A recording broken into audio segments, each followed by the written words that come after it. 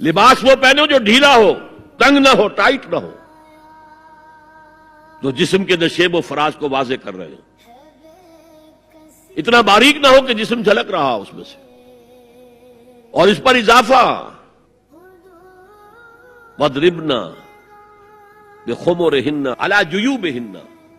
اپنے گریبانوں کے اوپر، اپنی اوڑھنیوں کے، یہ خمار آ گیا کہ اوڑھنی ہوتی ہے، اس کے بکل مار لو، تاکہ نسوانی حسن کا ایک بڑا حصہ ہے یہ چھاتی جو ہے، اس کو اور ایک کور ایڈیشنل مل جائے۔ کرتا تو ہے ہی، لیکن وَاضْرِبْنَا بِخُمُرِهِنَّ، خمار کی جمع خمر۔